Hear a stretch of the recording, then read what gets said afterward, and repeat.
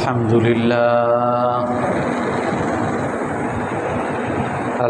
لله نحمده ونستعينه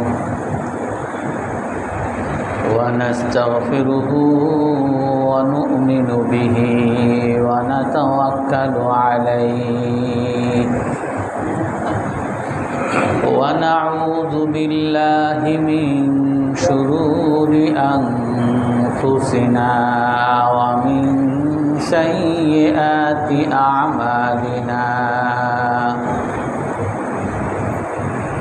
من يهده الله فلا مضل له ومن يضلله فلا هادي له ونشهد أن لا إله إلا الله وحده لا شريك له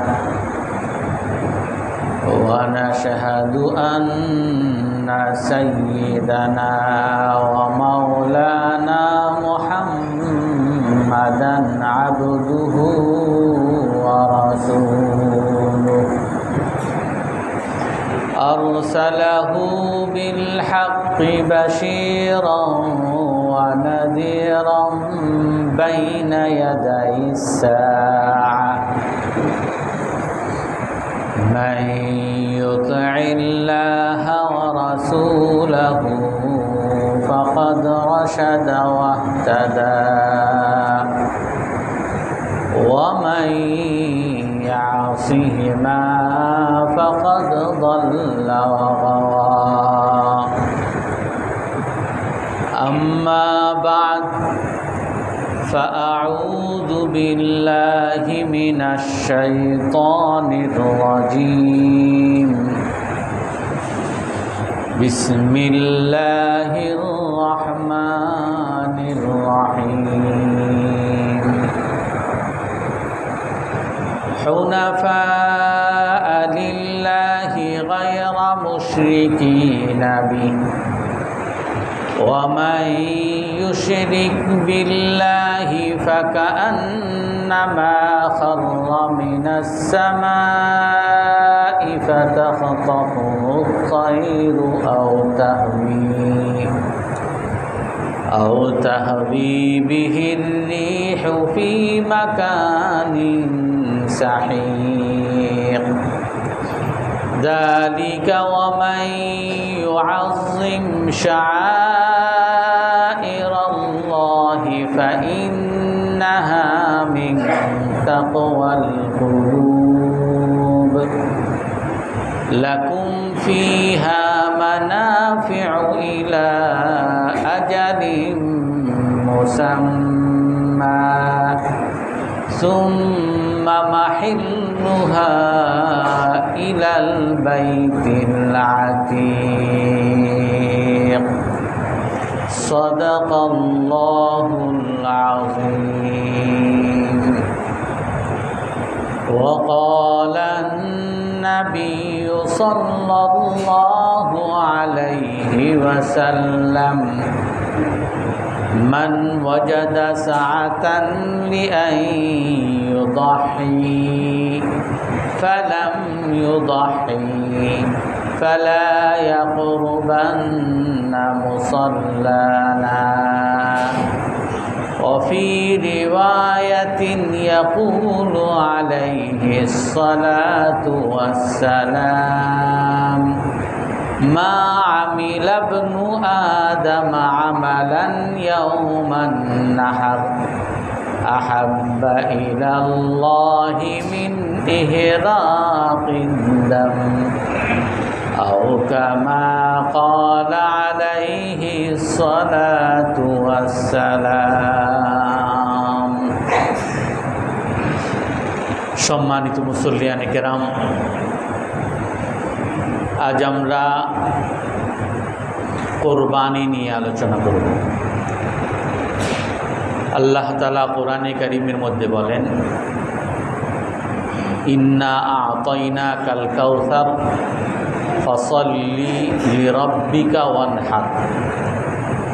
হে রসুল আলাইহিস সালাতু ওয়াসসালাম, আমি আপনাকে হাউজে কাউসার দান করেছি, অতএব আপনি আপনার পালনকর্তার উদ্দেশ্যে নামাজ পড়েন, আপনি আপনার পালনকর্তার উদ্দেশ্যে কুরবানি করেন। অন্য আয়াতের মধ্যে আল্লাহ তাআলা বলেন, যালিকা ওয়ামান ইউআযযিম শাআইরাল্লাহ ফাইন্নাহা মিন তাকওয়াল কুলুব। এই কুরবানি তারাই করে যারা আল্লাহর প্রতীককে সম্মান করে, যারা আল্লাহর পরিচয়কে সম্মান করে, এবং এটাই অন্তরের তাকওয়া। লাকুম ফিহা মানাফিউ ইলা আজালিম মুসাম্মা সুম্মা মাহিল্লুহা ইলাল বাইতিল আতিক। তোমরা এই পশুর থেকে উপকার গ্রহণ করতে পারো, অতঃপর তাকে বাইতুল আতিক মসজিদুল হারামে পৌঁছে দাও, অর্থাৎ হাজি সাহেবদের উদ্দেশ্যে। তো আল্লাহ তাআলা এই আয়াতগুলোর মধ্যে খুব স্পষ্ট করে বলতেছেন, হে রসুল, আপনি যেমনি আপনার রবকে খুশি করার জন্য নামাজ পড়েন, এমনিভাবে আপনি আপনার রবকে খুশি করার জন্য কোরবানি করেন। আর এই কোরবানি হলো আল্লাহর পরিচয়। আপনি আল্লাহর গোলাম, আপনি আল্লাহর সামনে আত্মসমর্পণকারী মুসলমান। আপনার মুসলমানের পরিচয় হলো কোরবানি। আর যারা কোরবানি করবে এরা অন্তরে আল্লাহকে ভয় করে, এই পরিচয় দান করে। রাসূলুল্লাহ সাল্লাল্লাহু আলাইহি ওয়াসাল্লাম হাদিসের মধ্যে বলেন, মান ওয়াজাদা সাআতান লিআন ইউদাহি। আল্লাহ তাআলা যাকে সচ্ছলতা দিয়েছেন, কোরবানি করার মতো যার সামর্থ্য আছে, ফালাম ইউদাহি, সামর্থ্য থাকার পরেও সে কোরবানি না করে, রাসূলুল্লাহ সাল্লাল্লাহু আলাইহি ওয়াসাল্লাম সহিহ হাদিসে বলেন, ফালা ইয়াকরাবান্না মুসাল্লানা, সে যেন আমাদের ঈদগাহের ধারে কাছেও না আসে। অন্য হাদিসের মধ্যে রাসূলুল্লাহ সাল্লাল্লাহু আলাইহি ওয়াসাল্লাম বলেন, মান যাবাহা ক্বাবলা সলাতি ফাকাদ তাম্মা নুসুকি ওয়া আসাবা সুন্নাতাল মুসলিমিন। সহিহ হাদিস, বুখারী মুসলিমের হাদিস। যারা নামাজের পরে, কোরবানির নামাজের পরে যারা কোরবানি করে, যারা পশু জবাই করে কোরবানির নামাজের পরে, তার কোরবানি পরিপূর্ণ হলো এবং সে মুসলমানের পরিচয় বহন করবে।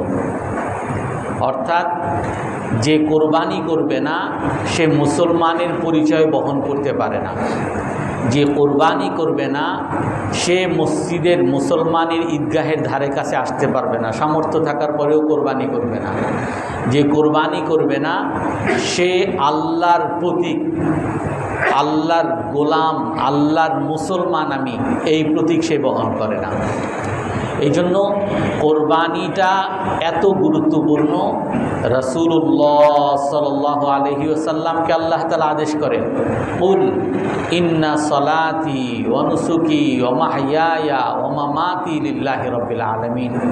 হে রাসূল, আপনি বলেন, নিশ্চয়ই আমার নামাজ, নিশ্চয়ই আমার কোরবানি, নিশ্চয়ই আমার জীবিত থাকা, আমার জীবন, নিশ্চয়ই আমার মরণ, সব উভয় জগতের মালিক, উভয় জগতের পালনকর্তা আল্লাহর সামনে সঁপে দিলাম।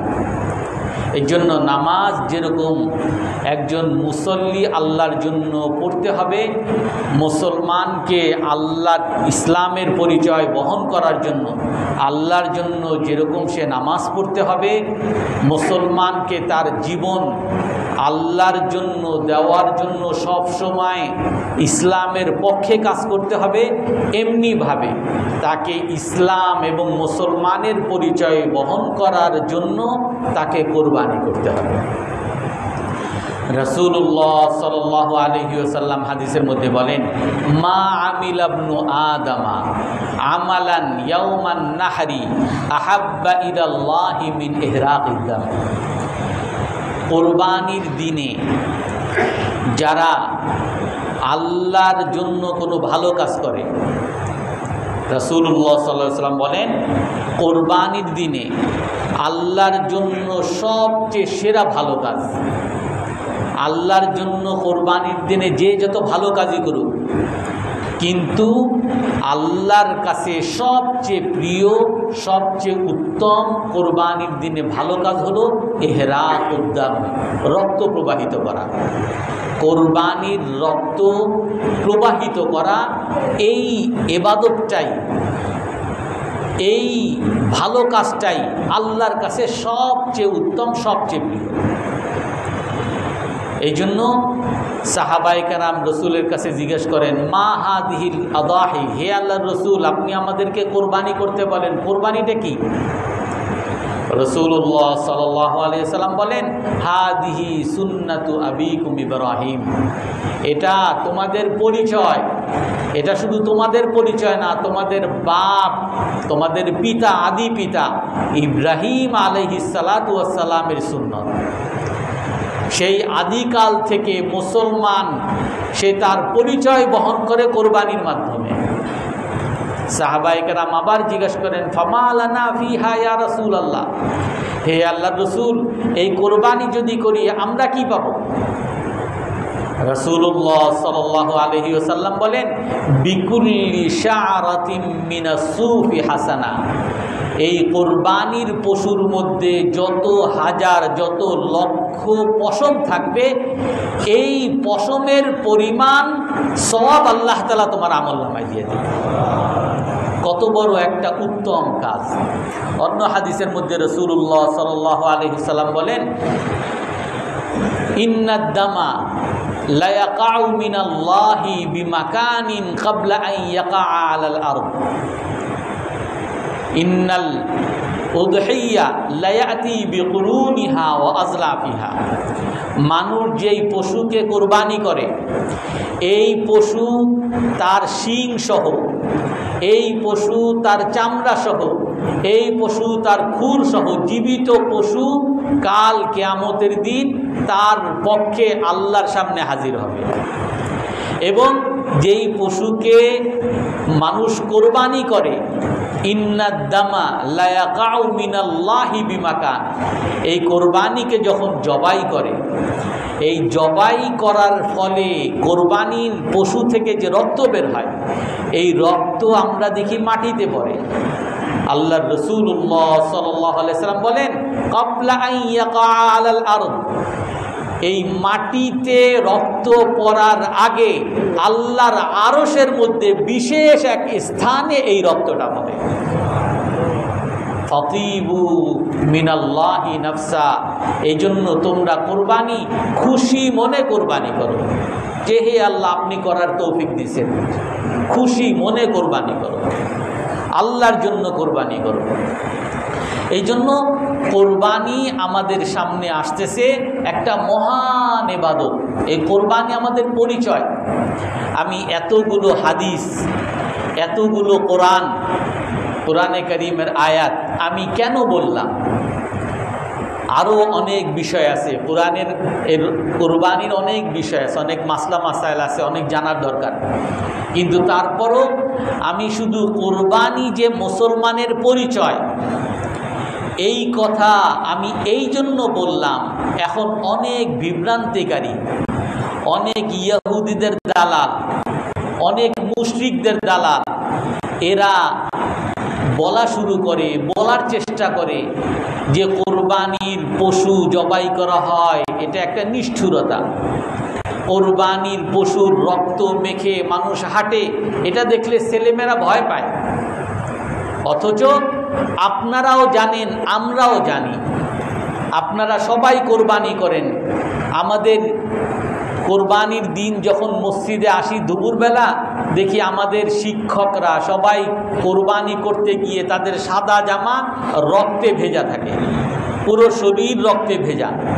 কিন্তু আমার মনে হয় না কোনো একটা মানুষ এই রক্তে ভেজা সাদা পাঞ্জাবি দেখে কেউ ভয় পায়, অথবা এই রক্তে ভেজা সাদা পাঞ্জাবি দেখে কারো মনের মধ্যে আসে যে নিষ্ঠুর একটা লোক, এতগুলা জবাই করছে, একটা নিষ্ঠুর, একটা ঘাতক, একটা খারাপ লোক। বরং সবাই আরো গর্ব সহকারে আমরা আমাদের কোরবানির পশু করি, আমরা গোশত কাটি, আমাদের শরীরে রক্ত লাগে, হাতে মুখে সব জায়গায় রক্ত লাগে, আর এইটা একটা আনন্দের বিষয়। আমাদের বাচ্চারা রক্ত কাটে, গোশত কাটে, আর গোশতের কারণে তার শরীরে জামা কাপড়ে রক্ত লাগে, এটাই একটা আনন্দের বিষয়। রাসূলুল্লাহ সাল্লাল্লাহু আলাইহি সাল্লাম আমাদেরকে বলেছেন কোরবানির দিন আল্লাহর কাছে সবচেয়ে প্রিয় আমল হলো ইহরাকুদ দাম, রক্ত প্রবাহিত করা। এই কোরবানির পশু রক্ত প্রবাহিত করা এইটা সবচেয়ে বড় আমল। এই কোরবানির পশুর রক্ত মাটিতে পড়ার আগে আল্লাহর আরশের বিশেষ স্থানে হাজির হয়। হযরত আয়েশা রাদিয়াল্লাহু তাআলা আনহাকে রাসূল সাল্লাল্লাহু আলাইহি ওয়াসাল্লাম বলেন, ইশাহাদিল উদহিয়া, হে আয়েশা তুমি কোরবানির পশু যখন জবাই করা হয় সেই পশু জবাই করার সময় দেখো, তোমার পশু যখন জবাই করা হয় তুমি সেখানে উপস্থিত থাকো, দেখো। কেন? ফাইন্নাল্লাহা ইয়াগফারু কুল্লা মান আমিলতাহু বিদামিন তাকতুলুহা, কারণ ওই কোরবানি যখন জবাই করা হয় ওই পশু থেকে যে রক্ত বের হয় প্রথম ফোঁটা পড়ার আগে আগে আল্লাহ তাআলা তোমার পিছনের সকল গুনাহ মাফ করে দেন। তো এই জন্য ওই রক্ত প্রবাহিত করা এত বড় নেক আমল, এত বড় সওয়াবের কাজ, আর এইটাকে মানুষ এরকম কিছু দালাল্লা উপস্থাপন করার চেষ্টা করে, এটা একটা নিষ্ঠুরতা, এটা একটা কঠিন কাজ। এমন সকল মানুষের সামনে কোরবানি করা ঠিক না, অমুক না তমুক না। অথচ আপনারাও জানেন যারা এই সব কথা বলে, যেই সব দালালরা বলে, এরাও একেবারে খুব খুশি হয়ে মুরগি জবাই করে, মুরগি জবাই করে সেটা ছটফট করতে থাকে, এর মধ্যেই সে তার চামড়া ছিলে, আর এটাই সে মজা করে খায়। এইখানে তার নিষ্ঠুরতা লাগে না। অথচ আমাদের রাসূল এই কথা বলেছেন, ইদা কতালতুম ফাআহসিনুল কতলা, যখন তোমরা কোনো জিনিস জবাই করবা, কোনো পশু জবাই করবে, তখন ভালো করে জবাই করবে। এই জবাইয়ের মধ্যে দয়া করবে। দয়া কেমনে রাসূল সেটাও বলে দিয়েছেন, ফালইউহিদ আহাদুকুম শাফরাতা ওয়াল ইউরিহ যাবিহাতা, জবাই করার আগে অবশ্যই তুমি যেই অস্ত্র দ্বারা, যেই ছুরি দ্বারা জবাই করবে এইটাকে ভালো করে ধার দাও, ভালো করে ধার দাও। রাসূল সাল্লাল্লাহু আলাইহি ওয়াসাল্লাম নিজের দুইটা ছাগল নিয়ে এসে যখন জবাই করতে বসছেন, বসার আগে রাসূল সাল্লাল্লাহু আলাইহি ওয়াসাল্লাম হযরত আয়েশাকে দিয়েছেন, এইটা নাও, ইশহাজিহা বিহাজারিন, একটা পাথরের সাথে তুমি এটাকে ধার করে দাও। হযরত আয়েশা বলেন, আমি পাথরের সাথে মিশিয়ে ধার করে রাসূলের কাছে দিয়েছি। রাসূল সাল্লাল্লাহু আলাইহি ওয়াসাল্লাম তখন সাম্মা ওয়া কাব্বার, বিসমিল্লাহ, আল্লাহর নাম বলছেন আর আল্লাহু আকবার বলে জবাই করছেন। তো এই রাসূল সাল্লাল্লাহু আলাইহি ওয়াসাল্লাম বলেন কি, জবাই করার আগে ধার দাও এবং ওয়াল ইউরিহ যাবিহাতা, এবং আরাম দাও, যাকে জবাই করবা তাকে আরাম দাও। আর আমাদের এখন মুরগি আমরা খাই, মুরগি কি করে, মুরগি কোনো মতে গলাটা কাটার সাথে সাথে ফালায়, গরম পানির মধ্যে ফালায়, ওই জীবিত অবস্থায় কাটাকাটি শুরু করে। এগুলো তো জায়েজ নাই ইসলামে, অথচ এগুলো সবাই খাইতেছে। কাফের মুশরিক তো সবার আগে খায়, তারা তো আমাদের শরীয়ত সম্মত জবাই করে না, তারা ইলেকট্রিক শর্ট দিয়ে জবাই করে, তারা কেউ করাত দিয়ে জবাই করে, আরও কত ধরনের জবাই করে। অথচ এই ইসলাম যেটা মানবতার ধর্ম, ইসলাম যেটা শান্তির ধর্ম, ইসলাম যেটা দয়ার ধর্ম, সারা পৃথিবীতে দয়ার এক নজির স্থাপন যে ইসলাম করেছে, সেই ইসলামের বিধান কোরবানিকে নিয়ে কটাক্ষ করা না, বরং আল্লাহ তাআলার বিধানকে নিয়ে কটাক্ষ করা। এই জন্য এই সকল দালাল পালালদের কথা দ্বারা যদি আমরা কেউ বিভ্রান্ত হই, একটা মাসালা আছে আপনাদের সবারই জানা, তারপরও আবার বলি, ইসলামের বিধান আপনি মানতে না পারেন গুনাহ হবে। কোন ইসলামের বিধান মানতে পারতেন, দাড়ি রাখতে পারতেছেন না, অথচ এটা সুন্নত, দাড়ি রাখতে পারতেছেন না, আপনি মাথায় টুপি আপনি দিতে পারতেছেন না, অথচ এটা সুন্নত। এর দ্বারা হয়তো গুনাহ হবে, কিন্তু একটা সামান্য ইসলামের সামান্য একটা সুন্নতকেও যদি কেউ অবহেলা করে, যদি কেউ কটাক্ষ করে, কেউ যদি সমালোচনা করে, সন্দেহ পোষণ করে, সে আর মুসলমান থাকে না, কাফের হয়ে যায়। আপনি যদি দাড়িকে নিয়ে কটাক্ষ করলেন, আর এগুলো মৌলবাদীদের কাজ। আপনি টুপিকে নিয়ে সমালোচনা করলেন, এই টুপি পরা এগুলো মৌলবাদী, মোল্লা মৌলবী সাম্প্রদায়িকদের কাজ। আর এই সব যদি আপনি বিশ্বাসও করেন, যারা বলবে যে এই সব পশুকে জবাই করা একটা নিষ্ঠুরতা, এইরকম কথার দ্বারা আপনার অন্তরের মধ্যে যদি কোনো একটা বিভ্রান্তিও আসে, আপনি আর মুসলমান থাকবেন না। এই জন্য আমি এই আয়াতগুলো বলেছি, এই কোরবানি হলো মুসলমানের পরিচয়। মান যাবাহা বা'দা সলাতি ফাকাদ তাম্মা নুসুকু ওয়া আসাবা সুন্নাতাল মুসলিমিন। যারা কুরবানির পশু নামাজের পরে জবাই করলো, তার বিধান পূর্ণ হইল, আর সে মুসলমানের পরিচয় বহন করল। মুসলমানের পরিচয় আল্লাহ তাআলা বলেন, যালিকা ওয়া মান ইউআযযিম শাআইরাল্লাহ। এটা হলো আল্লাহর প্রতীক, আল্লাহর পরিচয়। এই কোরবানি আল্লাহর পরিচয়। যারা আল্লাহর পরিচয় বহন করবে, এরাই অন্তরে আল্লাহকে ভয় করে। এই জন্য সর্বপ্রথম আমাদের মাথার থেকে এই ধরনের চিন্তা ভাবনা, যদি কেউ এই ধরনের বিভ্রান্তিও ছড়াইতে চায়, তাদের মুখের উপরে আমাকে একেবারে কর্কশ ভাষায় তার উত্তর দিতে হবে। কর্কশ ভাষায়, আমি মুসলমান, আমি আল্লাহর গোলাম, আমাকে আল্লাহ বলছেন কোরবানি করতে, আমি করব। আমি বুঝি আর না বুঝি, আমি এটার মধ্যেই শান্তি, এটার মধ্যেই সফলতা, এটা আমি বিশ্বাস করে নিই। আমরা সবাই কোরবানিকে আমাদের একটা পরিচয় আমরা মানি তো ইনশাআল্লাহ। আল্লাহ তাআলা সবাইকে মানার তৌফিক দান করেন।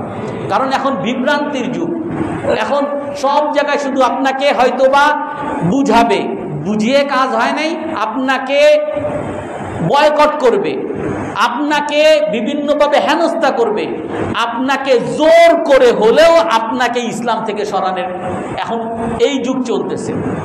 আমি শুধু একটা দৃষ্টান্ত দিই। এখন বর্তমানে গাজায় কি চলতেছে, এটা তো আপনাদের কারো কাছে কোনো অস্পষ্ট না, সবার কাছে স্পষ্ট। 2-3 দিন আগে 3 ইসরায়েলি বন্দীকে মুক্ত করার জন্য তারা 250 শিশুদেরকে, নারীদেরকে এই ইসরায়েলিরা হত্যা করছে। মাত্র 2-3 দিন আগে 250 মানে আমাদের এই মসজিদে কয়জন আমরা মানুষ? 200 মানুষ হব না। এই সবাইকে হত্যা করে ফেলছে, বোম মেরে, একেবারে বোম মেরে সবাইকে ছারখার করে দিছে। আর কি উদ্দেশ্য? তার 2 জনে নাকি মুক্ত করছে। অর্থাৎ আমাদের মুসলমানের রক্ত তাদের কাছে কোনো মূল্য নাই। আর যখন এইগুলো নিয়ে যখন বলবে যে এই মানবতা বিরোধী অপরাধ করছে, যারাই বলবে তাদের বিরুদ্ধে লাগবে। এখন নতুন করে আবার তারা শান্তি চুক্তি চায়।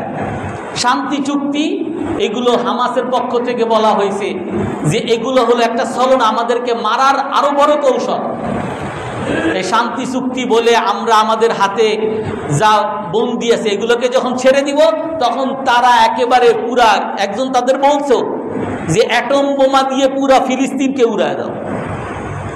কারণ আমাদের মুসলমানদের রক্ত তাদের কাছে কোনো মূল্য নাই, তারা আমাদেরকে গরু ছাগল মনে করে। এই ইহুদিরা বিশেষ করে তাদের ধর্মের মধ্যে আছে এটা, যে তারা সারা পৃথিবীর মানুষ হলো গরু ছাগল, এদেরকে হত্যা করা তাদের ধর্মে বৈধ। কোরআনে কারীমের মধ্যে আল্লাহ তাআলা বলছেন, ওয়াকালাতিল ইয়াহুদু ওয়ান নাসারা নাহনু আবনাউল্লাহি ওয়া আহিব্বাহু। এই ইহুদিরা বলে যে আমরা আল্লাহর সন্তান, আমরা আল্লাহর প্রিয়, আমরাই শুধু ভালো মানুষ, আর দুনিয়ার আমরা ইহুদি ছাড়া যা আছে সব গরু ছাগল, সব পাপী, এদের সবাই ধ্বংস করা যাবে। এই ইহুদি যারা এত বড় পাপ করে, যারা এত বড় অপরাধ করতেছে, সারা পৃথিবীর মানুষের সামনে মানবতা বিরোধী অপরাধ করতেছে, এদেরকেও যখন যারা বলবে যে এরা মানবতা বিরোধী অপরাধ করতেছে, এদের সাথে এরা চুক্তি ভঙ্গ করে দেয় যে তোমার সাথে আর ব্যবসা করব না। আর এদের পক্ষ নেওয়ার জন্য আমাদের এখন জানেন আপনারা 2-3 দিন আগে আমাদেরই অনেক নায়ক ফায়ক তারা তাদের পক্ষে অ্যাডভার্টাইজ করে যে কোক এটা ফিলিস্তিনে বানানো হয়, আর ফিলিস্তিন তো ইসরায়েলিদের দখলে, ফিলিস্তিন তো পুরা ইসরায়েলির এটাকে দেখাশোনা করে, আর অমুক বানানো হয় জন্য ফিলিস্তিন এটা খাওয়া যাবে, এটা কেন যারা, অর্থাৎ এমনভাবে দেখানো হয় যে যারা এই কোক খাবে না এরা হইল ব্যাকডেটেড, এরা হলো গ্রাম্মা, এরা আধুনিক হইতে পারে নাই। ছোটবেলা আমরা দেখতাম যারা কোক খায় নায়ক এমনি করে কোক খায়, মানে বড় আধুনিকতা। সিগারেট এমনি একটা টান দেয়, বিরাট নায়ক। কোক খাওয়া একটা নায়কের পরিচয়, একটা বড় আধুনিক এক সভ্য বড় লোকের পরিচয়। আর কোক যারা খায় না এরা সব ফকির ফাকরা গ্রাম্য লোক। আল্লাহর রহমতে আমাদের মুসলমানরাও জেগে উঠছে, আমাদের যতটুকু সামর্থ্য আছে আমরা সেটা নিয়েই ফিলিস্তিনের এই নিরীহ শিশু মানুষের পক্ষে আমরা সকলে দাঁড়িয়েছি।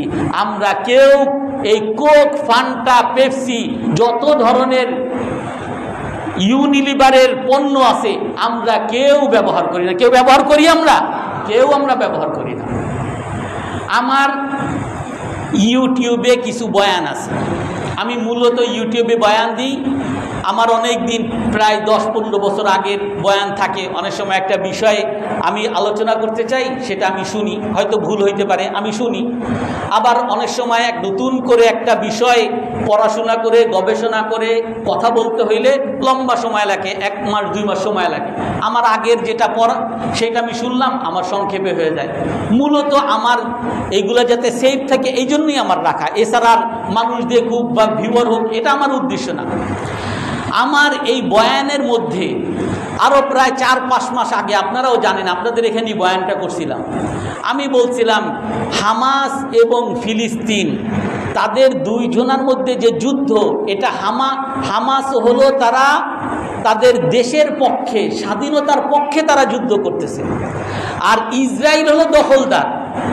তারা দখলবাজি করে পুরা ফিলিস্তিনে তাদের নাম নিশানা ছিল না। 1917 সনে এইখানে এসে তারা দখল করছে, আর দখল করতে করতে এখন ফিলিস্তিনের উপরে তারা হামলা করতেছে, মামলা করতেছে বিভিন্ন। আর হামাস যা করতেছে এটা তাদের দেশ রক্ষার জন্য করতেছে। এই বিষয়টাই বয়ান ছিল। 4-5 মাস আগে আমাকে, গত এই 2-3 দিন আগে আমাকে মেইল পাঠানো হইল যে আপনার এই বয়ানের মধ্যে, আপনার এই কন্টেন্টের মধ্যে ক্রিমিনাল অফেন্স করছেন আপনি, আমি নাকি বিরাট অপরাধ করছি, এই জন্য আপনার এই বয়ানটা রিমুভ করা হইল। এই বয়ানটাকে তারা ডিলিট করে দিছে, আর ইউটিউবে আর রাখে নাই। আমার মনেও নাই আমি কোন বিষয়, পরে আমি ভালো করে দেখলাম আমি ওই ফিলিস্তিনের পক্ষে আর ইসরায়েলের বিপক্ষে বলছি, এটাই আমার নাকি বিরাট অপরাধ হয়ে গেছে, আর এই জন্য তারা বন্ধ করে দেয়। অর্থাৎ এরা আপনাকে বিভ্রান্ত করবে, বিভ্রান্তিতে কাজ হয় না, আপনাকে বিভিন্ন রকম উপহার দিবে, উপহারে কাজ হয় না, আপনাকে ধমকি দিবে, ধমকিতে কাজ হয় না, আপনাকে হত্যা করার চেষ্টা করবে, আপনাকে আঘাত করার চেষ্টা করবে। আর এই জন্য আমাদের এই কোরবানি, এটা হলো আমাদের মুসলমানের পরিচয়। আর এই কোরবানি আমরা একমাত্র আল্লাহকে খুশি করার জন্য করি। আমরা সবাই আল্লাহকে খুশি করার জন্য করবো তো ইনশাআল্লাহ। আমরা আল্লাহর গোলামি, আল্লাহর সমস্ত কাজ, রাসূলের কাজ, এগুলো আমরা গর্ব সহকারে করব। তোমরা যতই আমাকে নিষ্ঠুর বলো, তোমরা যতই আমাকে সাম্প্রদায়িক, আমাদের দেশে নতুন এক ট্রেন্ড শুরু হয়েছে যে কোরবানি করা, এটা তো সাম্প্রদায়িকতার কাজ হয়ে গেল। আপনি যখন রাস্তাঘাটে কোরবানি করবেন, ওই এলাকায় তো অনেক হিন্দু আছে, হিন্দুরা তো অপছন্দ করে। দেখলাম একজনে লেখছে, কেন ভাই যখন মূর্তি পূজা হয়, যখন বিভিন্ন পূজাগুলো হয়, তখন যে আপনারা স্লোগান দেন ধর্ম যার যার, উৎসব সবার। উৎসব এখন চলতেছে হিন্দুদের, সবাই যে মুসলমানরা সবাই আসো, তোমার ধর্ম যাক বা না যাক চিন্তা করে না, মন্দিরে ঢুকো, সেই সময় না ডাকেন। তাহলে এখন আমি কোরবানি করব, এটা আমাদের উৎসব, বাঙালি উৎসব। তাহলে এই উৎসবে হিন্দুরা আসলে কি সমস্যা? সে তার ধর্ম নিয়ে তো চিন্তা করে কেন? সাম্প্রদায়িক যদি হয় তাহলে হিন্দুরা হবে সাম্প্রদায়িক। আমি কোরবানি করে আমি কেন সাম্প্রদায়িক হব? আমি কেন হিন্দু বিরোধী হব? তুমি কেন হিন্দুদেরকে বলো না তারা মুসলিম বিরোধী? আমাদেরকে এইভাবে আমাদের মাথাগুলো নষ্ট করে, আমাদের ইমানগুলো নষ্ট করে, আমাদের বিশ্বাসগুলো নষ্ট করে, আমাদের দৃষ্টিভঙ্গি নষ্ট করে আমরা যে মুসলমান এই পরিচয় মুছে দিতে চাই। আমরা কি এই পরিচয় কখনো মুছব? আমরা সবাই মুসলমান, বলেন সবাই, আমরা সবাই মুসলমান, আমরা সবাই আল্লাহর গোলামি করব। আমরা কোরবানি করে আল্লাহর গোলামির পরিচয় দিব। আল্লাহ তাআলা সবাইকে তৌফিক দান করেন। কোরবানির বেশ কিছু বিধান আছে। আমি গত সপ্তাহে বলেছিলাম কোরবানির পশুর কিছু বিধান আছে। রাসূল সাল্লাল্লাহু আলাইহি ওয়াসাল্লাম এক হাদিসের মধ্যে বলছেন 4 ধরনের পশু দ্বারা কোরবানি হবে না। তার মধ্যে আল আওরা উল বাইয়িনু আউরুহা, অন্ধ বা টেরা, আল আরজা উল বাইয়িনু আরজুহা, ল্যাংরা, স্পষ্ট ল্যাংরা বোঝা যায়, হালকা হয়তো ওইগুলো সমস্যা নাই, ওয়াল মারিদাতুল বাইয়িনু মারাদুহা, রোগী, স্পষ্ট রোগী, ওয়াল কাসীরাতুল্লাতী লা তুনাকি, এত দুর্বল যে হাঁটা, তার শরীরে হাড্ডি নাই। অর্থাৎ মুহাদ্দিসিনে কেরাম বলে এই হাদিসের দ্বারা উদ্দেশ্য হলো এমন রোগ, এমন দোষ, পশুর এমন দোষ যেই দোষের কারণে পশুর গোশত কমে যায়। অর্থাৎ যেই রোগের কারণে, রোগ অথবা ল্যাংরা অথবা তার শরীরে হাড্ডি নাই, অর্থাৎ যেগুলোর কারণে একেবারে গোশত কমে যায়, হ্যাংলা পাতলা, এই ধরনের পশু দ্বারা কোরবানি হবে না। আর একটা শর্ত যেটা লা তাযবাহু ইল্লা মুসিন্না, বয়স্ক ছাড়া কোরবানি করা যাবে না। গরু অবশ্যই 2 বছর পূর্ণ হইতে হবে। অনেকেই মানুষকে ভুলভাল বুঝ দেয় যে 2 বছর হয়েছে, 2 বছর হয়েছে, আপনি দাঁত দেখতে পারেন। 2 বছর পূর্ণ হইতে হবে। ওই যদি 1 বছর 9 মাস হয় তাও এটা তার হবে না। 1 বছর 11 মাস হয়েছে তাও কিন্তু এর দ্বারা কোরবানি হবে না। কোরবানি হতে হলে মা কামুলা সানাতান, 2 বছর পূর্ণ হইতে হবে, 3য় বছরে পড়তে হবে। উটের ক্ষেত্রে 5 বছর, এটা হলো মৌলিক শর্ত। এবং আরও কিছু শর্ত পশু কেনার ক্ষেত্রে আমরা গত সপ্তাহে বলেছিলাম, কান ফাটা এগুলা কেনা ঠিক না, কান কাটা, যদি অল্প কাটা হয় সমস্যা নেই, কিন্তু অর্ধেক কাটা, অর্ধেক লেজ কাটা, এই সব পশু দ্বারা কোরবানি হবে না। তবে হালকা কাটা, কোনো এক জায়গায় ফুটা, কান কোনো এক জায়গায় ফুটা অথবা কোনো এক জায়গায় ছিদ্র আছে, এর দ্বারা সমস্যা নেই। তবে একেবারে সবচেয়ে উত্তম পশু কিনতে পারা বা কিনাটাই সবচেয়ে ভালো জিনিস। আর একটা জিনিস আমরা গত সপ্তাহে বলেছিলাম, কোরবানি গরুর ক্ষেত্রে, গরু এবং উটের ক্ষেত্রে 7 জন অংশীদার হওয়া যায়, কিন্তু ছাগলের ক্ষেত্রে 1 জনই। ছাগলের মধ্যে 1-এর অধিক অংশীদার হওয়া যায় না। এই গরুর মধ্যে এবং উটের মধ্যে 7 জন যে অংশীদার হওয়া যায়, এইগুলো নিয়ে আবার ইউটিউবে দেখি বিভিন্ন বিভ্রান্তি ছড়ায়। আবার এদেরই আবার বড় আলেম, পরে দেখি আবার তারা ফিরে আসে। বুখারী মুসলিমের সহিহ হাদিস, হযরত জাবের রাদিয়াল্লাহু তাআলা আনহু বলেন, নাহারনা মাআল হুদাইবিয়া, আমরা হুদাইবিয়ার সময় রাসূলের সাথে কোরবানি করছি। আন নাযবাহা বাকারাতান আন সাবআ, উট আমরা 7 জনের পক্ষ থেকে কোরবানি করেছি এবং গরু আমরা 7 জনের পক্ষ থেকে কোরবানি করছি। আবার বলে এটা হুদাইবিয়া সফরে, কেউ বিভ্রান্তি ছড়ায়। সফরে না, সফর ছাড়া রাসূল, অন্য হাদিস আছে, আমার আনান নবী সাল্লাল্লাহু আলাইহি ওয়াসাল্লাম আন নাশতারিকা, রাসূল আমাদেরকে আদেশ করেছেন উটের মধ্যে এবং গরুর মধ্যে আমরা যাতে 7 জন শরীক হই। অর্থাৎ 7 জন শরীক হওয়া যাবে, 7 ভাগ। কেউ হয়তো বা একজনে 2 ভাগ নিতে পারেন, কেউ হয়তো একজনে 3 ভাগ নিছেন, টোটাল মিলে 7 ভাগের উপরে আবার যাওয়া যাবে না। আপনি হয়তো বা আপনারা 6 জন একসাথে করতেছেন, একজনে 2 ভাগ নিছে, 7 হয়েছে, আরেকজনে বলে উনি 2 ভাগ আমিও 2 ভাগ, তাহলে হয়ে গেল 8 ভাগ। 8 ভাগ আবার জায়েজ হবে না, 7 ভাগই করতে হবে, 7 ভাগের উপরে যাওয়া যাবে না। আর এখানে মৌলিক যে বিষয়টা শরীকি কুরবানির ক্ষেত্রে, যেটা আমরা গত সপ্তাহে বলেছি, অবশ্যই শরীকি যারা আছে সকলের উপার্জন হালাল হতে হবে। যদি একজনের উপার্জন হারাম হয় তাহলেই কিন্তু সকলের কোরবানি বাতিল হয়ে যাবে। আর একটা শর্ত, কোরবানির মধ্যে অবশ্যই কোরবানিটা আল্লাহর জন্য করতে হবে। অনেকে আছেন কোরবানি করেন গরু খাওয়ার জন্য, গোশত খাওয়ার জন্য, গোশতের এত দাম, এই উসিলায় কোরবানি খাই। আপনি এই উসিলায় খান, ঠিক আছে, কিন্তু আপনার নিয়তটা হতে হবে আমি আল্লাহর বিধান কোরবানি করতেছি। আপনি খাবেন, আল্লাহই বলছেন ফাকুলু মিনহা ওয়া আত'ইমুল বাঈসাল ফাকির, তোমরা যখন কোরবানি করো তারপরে কোরবানির পশু থেকে নিজেরাও খাও, অন্যদেরকে খাও, আত্মীয়দেরকে খাও, বঞ্চিতদেরকেও খাও, সকলকে খাও। এটা থেকে আপনি খাবেন, কিন্তু নিয়ত হবে আল্লাহর জন্য আপনি কোরবানি করতেছেন। এই জন্য এই 7 জনের মধ্যে এই জিনিসটাও দেখে নিতে হবে, 7 জনের কারো একজনের নিয়তে গড়বড় আছে কিনা, বা নিজেরা ঠিক করে নেবেন যে সকলে আমরা আল্লাহর জন্যই কোরবানি করতেছি, এইটা ঠিক করে নিতে হবে। এখানে একটা বিভ্রান্তি আছে। অনেক সময় কোরবানি যখন করতে যান সেই সময় বলে এই 7 নাম নেন, 7 নামে কোরবানি করেন। এই জিনিসটা একটু ক্লিয়ার। অনেকে বলে যে কোরবানি হবে না, সেটা আমি বলবো না। আপনার নাম হবে, আমি যেটা সহিহ হাদিস বললাম, সাম্মাল্লাহ, রাসূল যখন কোরবানি করছেন নাম নিছেন আল্লাহর নামে কোরবানি করতে হবে। আল্লাহর নাম যদি কোরবানির সময় বা যে কোনো পশু জবাইয়ের সময় আল্লাহর নাম যদি নেওয়া না হয় তাহলে সেই পশুর গোশত খাওয়াই জায়েজ নেই। ওয়ালা তাকুলু মিম্মা লাম ইউযকার ইসমুল্লাহি আলাইহি, আল্লাহ তাআলা কোরআনে কারীমের মধ্যে বলেন যেই পশুকে জবাই করার সময় আল্লাহর নাম উল্লেখ করা হয় না সেই পশু থেকে তোমরা খাবে না।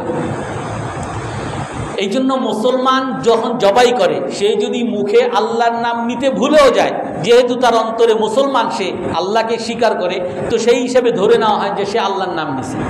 এই জন্য কোরবানি যখন আপনারা করতে যাবেন তখন আপনার যিনি কোরবানি করবেন উনি বলবেন আল্লাহর নামেই আমি বিসমিল্লাহ, আল্লাহর নাম, আল্লাহু আকবার কোরবানি করবেন। তবে আপনার 7 জনার যে নিয়ত করছেন ওটা এরকম করবেন যেমন রাসূল করছেন, আল্লাহুম্মা তাকাব্বাল মিন্নি ওয়া মিন মুহাম্মাদিন ওয়া মিন আলি মুহাম্মাদিন ওয়া মিন উম্মতি মুহাম্মাদ। রাসূল কোরবানি করছেন আর কোরবানির সময় রাসূল আল্লাহর কাছে দোয়া করছেন, হে আল্লাহ আপনি এই কোরবানিকে কবুল করেন মুহাম্মদ সাল্লাল্লাহু আলাইহি সাল্লামের পক্ষ থেকে, তার পরিবারের পক্ষ থেকে এবং তার উম্মতের পক্ষ থেকে। আপনি ওই কোরবানি যখন করবেন তখন আপনি বলবেন এটা আব্দুল খালেকের পক্ষ থেকে, হে আল্লাহ কবুল করেন, আব্দুল মালিকের পক্ষ থেকে, আব্দুল কাদের, যারা 7 জন, এই 7 জনের নাম বলবেন এদের পক্ষ থেকে আপনি কবুল করেন। এদের নামে কোরবানি না, এদের পক্ষ থেকে হে আল্লাহ এই কোরবানিকে কবুল করেন, নাম হবে একমাত্র আল্লাহ তাআলা। তারপরে এই পশু আপনি জবাই কখন করবেন এটা একটা ইম্পর্টেন্ট জিনিস। রাসূল সাল্লাল্লাহু আলাইহি ওয়াসাল্লাম হাদিসের মধ্যে, বুখারী মুসলিমের হাদিস, মান যাবাহা ক্বাবলা সালাতি ফালইউইদ মাকানা, যারা নামাজের আগে জবাই করবে তাকে আবার কোরবানি দিতে বলছেন, সে যেন আবার কোরবানি দেয়। রাসূল নামাজ পড়তে আসছেন, হাদিসের মধ্যে আছে ইন্না আউওয়ালা মা নাবদাউ বিহি ইয়াওমানা হাদা আন নুসাল্লি, আমাদের কোরবানির দিনে সর্বপ্রথম কাজ হলো আমরা নামাজ পড়ব, ঈদগাহে নামাজ পড়ব। ঈদগাহে নামাজ পড়ার পরে আমরা তারপরে জবাই করব। রাসূল তখন কিছু দেখছেন, রাসূল নামাজে আসার সময় দেখছেন কিছু পশু জবাই হয়ে গেছে, তখন রাসূল বলছেন মান যাবাহা ক্বাবলা সালাতি ফালইউইদ মাকানা, যারা নামাজের আগে জবাই করছো এদেরকে কোরবানি হওয়ার জন্য আবার করতে হবে। অন্য riwayat আছে বা ইন্নামা হুয়া লাহমুন ইউকদ্দিমুহু লিআহলিহি, যারা নামাজের আগে যারা জবাই করছো এরা কোরবানি করে নাই, এরা গোশত জবাই করছে আর এই গোশত তার পরিবারকে খাওয়াচ্ছে, এর মধ্যে তার কোনো কোরবানি আদায় হবে না। ওমান যাবাহা বা'দা সালাহ, আর যারা নামাজের পরে জবাই করবে ফাকাদ তাম্মা নুসুকু, তার কোরবানি আদায় হবে, কোরবানি পরিপূর্ণ হবে। ও আসাবা সুন্নাতাল মুসলিমিন, এবং মুসলমানের পরিচয় সে বহন করছে। এই জন্য অবশ্যই নামাজের পরে কোরবানি হতে হবে। এখন বলতে পারেন যে হুজুর নামাজ তো এক এক জায়গায় এক এক রকম হয়, আমাদের এই মসজিদে সর্বশেষে হয়, অন্য জায়গায় তো আরও আগে হয়, 6টার সময় নামাজ হয়। যে কোনো জায়গায় যদি নামাজ যে কোনো জায়গায় যদি হয় তাহলে ওই নামাজের পরই আপনি করতে পারবেন। তবে আপনার উত্তম হলো আপনি নামাজ পড়ার পরে আপনি কোরবানি করেন। আপনি যদি যেইখানে 6টা নামাজ হন সেখানে আপনি যদি নামাজ পড়ে এসে কোরবানি করেন সমস্যা নাই, কিন্তু আপনি পড়তেছেন 8টার সময় আর বলবেন ওইখানে তো 6টার সময় হয়েছে, আমি 6টার পরে করলাম। আপনি যদি করেন কোরবানি হবে না এটা বলতে পারবো না, তবে উত্তম হলো যে আপনি নামাজ পড়ার পরে গিয়ে কোরবানি করবেন। আর একটা সুন্নত, রাসূল সাল্লাল্লাহু আলাইহি ওয়াসাল্লাম কানা ইয়াকুলু ইয়াউমাল ফিতরি ক্বাবলা আন ইউসাল্লি, ঈদুল ফিতরের দিন নামাজে যাওয়ার আগে রাসূল খাইতেন, খাওয়া সুন্নত। আর কোরবানির দিনে কানা লা ইয়াকুলু হাত্তা ইউসাল্লি সুম্মা ইউদাহি, রাসূল কোরবানি করার আগে, নামাজ পড়ার আগে, কোরবানির দিনে নামাজের আগে কিছুই খেতেন না, নামাজ পড়তেন তারপরে জবাই করতেন তারপরে খেতেন। এখন বলতে পারেন জবাইয়ের পরে গোশত দিয়ে খাইতে হবে, এটা শর্ত না। আপনার গোশত হইতে হইতে বিকাল হয়েছে, আপনি সারাদিন না খেয়ে থাকবেন জবাই করা পর্যন্ত। আপনার জবাই যখন হয়ে যাবে তারপর আপনি খাবেন, আপনার সুন্নত আদায় হয়ে যাবে। আর একটা অন্যতম বিষয় এই কোরবানি সংক্রান্ত, হযরত আলী রাদিয়াল্লাহু তাআলা আনহু, বুখারী মুসলিমের হাদিস, আলী রাদিয়াল্লাহু তাআলা আনহু বলেন নাহারান নবিয়্যু সাল্লাল্লাহু আলাইহি ওয়াসাল্লাম 63 বুদনা, রাসূলুল্লাহ সাল্লাল্লাহু আলাইহি ওয়াসাল্লাম 63টা উট নিজ হাতে কোরবানি করছেন। আমরা সাধারণ বা আমাদের সমাজে হয়ে গেছে হুজুররা সবচেয়ে গরিব, কোরবানি দিতে পারে না, মানুষের কাছে নিয়ে খায়। রাসূলুল্লাহ সাল্লাল্লাহু আলাইহি ওয়াসাল্লাম নিজে 100টা কোরবানি দিয়েছেন। আলী বলেন নিজ হাতে 63টা উট। আমাদের দেশে গরু যদি হয় 1 লাখ টাকা, উটের দাম 5 লাখ টাকা। এরকম 63টা উট নিজ হাতে কোরবানি করছেন। তারপরে হযরত আলী বলেন আমাকে দিছেন বাকিগুলো, বাকি 100 যে আরও বাকি আছে এইগুলাকে আমাকে কোরবানি করতে। আমি কোরবানি করছি এবং আমাকে বলছেন আমারানা আন্না তাসাদ্দাকা বিলহুমিহা ওয়া জুলুদিহা ওয়া আজিল্লাতিহা, আমাকে রাসূলুল্লাহ সাল্লাল্লাহু আলাইহি ওয়াসাল্লাম আদেশ করছেন এই পশু জবাইয়ের পরে এর গোশতগুলো সদকা করে দিতে, এর চামড়াগুলো সদকা করে দিতে, এর যত আনুষাঙ্গিক আরও যা আছে অঙ্গ প্রত্যঙ্গ এগুলো সব সদকা করে দিতেছে। ও আল্লাহ নুতিল জাজ্জারা মিনহা শাই, আমাকে আল্লাহর রসুল কসাইকে এই গোশত থেকে কোনো কিছু বিনিময় হিসেবে দিতে মানা করছে। বিনিময় অবশ্য এখানে শব্দই নাই, এখানে শব্দ হলো হযরত আলী বলেন আল্লাহর রসুল আমাকে এই গোশত থেকে কসাইকে দিতে মানা করছেন। ওয়া ইন্না কুন্না নুতিহি মিন শাইইন আখার, আমরা কসাইকে অন্য স্থান থেকে পারিশ্রমিক দিতাম। আর আমাদের মধ্যে একটা ভুল প্রচলন আছে যে পশু আমাদের এই কসাই তো গোশত তো পাবি, তো সেই হিসাবে তুমি কয় টাকা নিবা বলো, গোশত তো তোমার জন্য আছেই, মানে এটাও একটা পারিশ্রম। আবার যদি পারিশ্রম নাও দেন, আপনি তার একটা কসাই ঠিক করছেন 5000 টাকা দিয়ে, আর 5000 টাকা নেন ভাই চলে যান, আমারে গোশত দিবেন না, আমি আপনার গরু জবাই করলাম, মানে তার জন্য এটা একটা পাওয়া না। অর্থাৎ এই যে আমাদের একটা সমাজে যে কসাইকে যিনি কসাই করবেন তার বিনিময় হিসাবে তিনি গোশত পাওয়া, এই ধরনের বিনিময় হিসাবে দেওয়া যাবে না। যদি কেউ দেয় তাহলে তার কোরবানি আর আদায় হবে না, কোনো কিছুই বিক্রি করা যাবে না। অনেক সময় দেখা যায় হাড্ডি করে এখানে রেখে দেওয়া হয়, 7 জন, বিশেষ করে যারা 7 জনে করেন তাদের ক্ষেত্রে এইগুলো বলি, বিশেষ করে 7 জনে করে কিছু হাড্ডি গুঁড়ো থেকে যায়, কেউ ব্যবহার করে না, কেউ খায় না, এগুলো একজনে নিয়ে বিক্রি করে দিছে।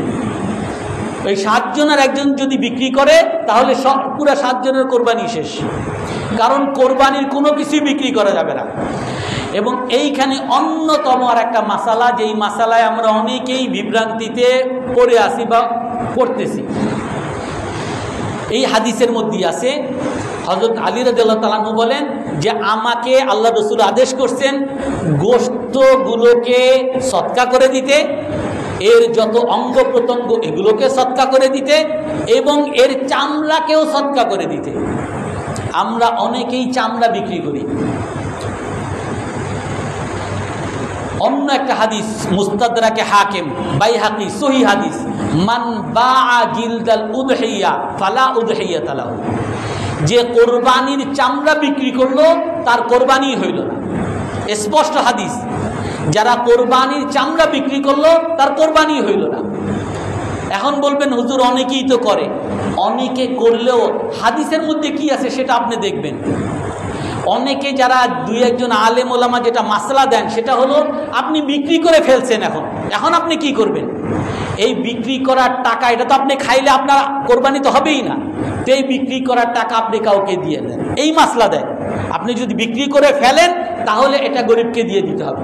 এখন এইটাকে আপনি মাসালা নিয়ে নিছেন যে আমি কোরবানির চামড়া বিক্রি করতেছি, আমি এটা দ্বারা কাজের বুয়ারে দিব, অমুকরে দিব, অমুকরে দিব, আপনার মাদ্রাসায় 200 টাকা দিব, এই জন্য আমি আপনাকে বিক্রি করাই নিষেধ।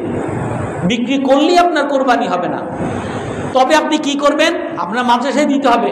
আপনাকে মাদ্রাসায় কেউ দিতে বলতেছে না।